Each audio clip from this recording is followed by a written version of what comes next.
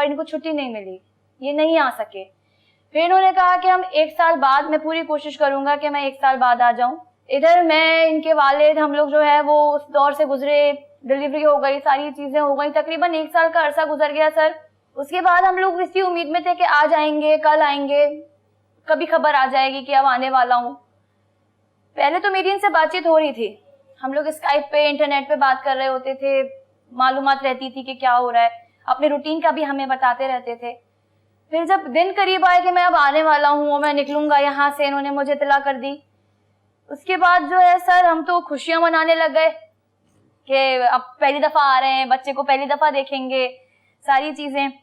अचानक सर इनसे हमारा ताल्लुक ही बिल्कुल ना मुनक़ता हो गया, हमें कोई अपडेट नहीं मिल रही। मैंने इतने व्हाट्सएप पे मैसेजेस छोड़े, अनसीन मैसेजेस जा रहे, कोई रिप्लाई नहीं आ रहा, नंबर ऑफ जा रहा। मैंने अब्बू को भी बताया, सबने कोशिशें करी बहुत, हमने, मेरी फैमिली ने, हम सब ने बहुत ट्राई किया कि किसी तरह हम इनकी, कोई हमें कहीं से कोई खबर मिल जाए। यहाँ तक कि हमने इनकी कंपनी में भी अपडेट करने की कोशिश करी कि कोई हमें बताए, तो सर कोई हमें इत्तला नहीं मिली।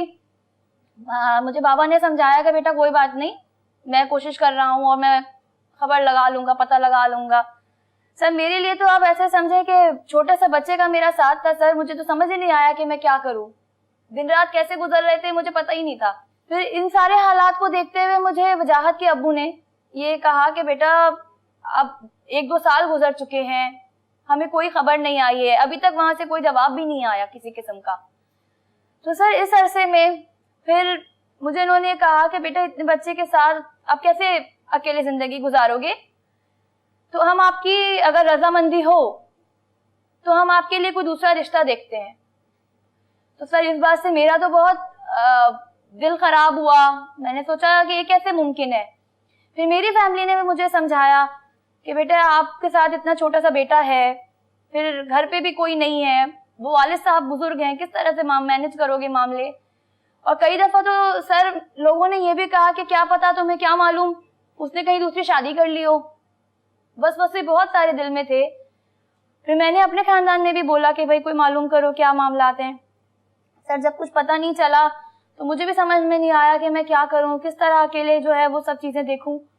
तो मेरी फैमिली, मेरे बाबा सबने और वजाहत के अब्बू, हम सब ने मिलकर फिर ये फैसला किया और इन लोगों के फैसले को मैंने तस्लीम किया सर। और इस तरह इमरान मेरे जिंदगी में आए और इमरान के साथ मेरी दूसरी शादी हो गई। सर मैं जिन हालात मामलात से गुजर रही थी, मैं समझती हूँ कि जिंदगी खत्म थी जैसे ना, और मुझे समझ में ये नहीं आ रहा था कि मैं, मेरे बच्चे को कोई किस तरीके से अपनाएगा सर, और उसको वो मोहब्बत दे पाएगा या नहीं, वो शफकत दे पाएगा या नहीं, कहीं ऐसा ना हो कि मेरा बच्चा रुल जाए सर। लेकिन मैंने इमरान को देखा सर, मेरा घर में उनका आना था, वालिद साहब के साथ उनका आना जाना था, मेरे बच्चे को उन्होंने बहुत मोहब्बत से अपनाया।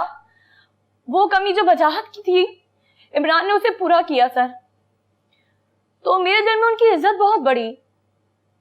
और सर फिर मैंने इस फैसले के ऊपर और गौर किया और हमारी शादी हो गई सर।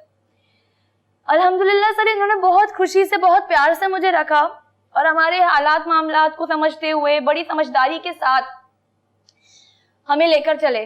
और तकरीबन 1-1.5 साल गुजर जाने के बाद भी सर मुझे महसूस ही नहीं होता कि किसी चीज की कमी है या कोई, कहते हैं ना, कोई खालीपन है। और अभी हमें खबर मिली है सर कि मैं भी फिर से प्रेग्नेंट हूँ। अच्छा जी सर, माशाल्लाह। लेकिन सर ऐसे वक्त में फिर एक और धक्का, मुझे तो समझ नहीं आता किस्मत क्या चाहती है सर मुझसे। बेटा यहाँ वक्फा लेते हैं, अभी बड़ी आपकी कहानी क्लाइमेक्स पे पहुंची है और बड़ी ही मतलब दिलचस्प भी है और मुश्किल भी है। तो वक्फे के बाद यहीं से शुरू करते हैं, जहाँ आपने आप रोए नहीं, हौसला करें, अल्लाह खैर करेगा, इंशाल्लाह ठीक हो जाएगा।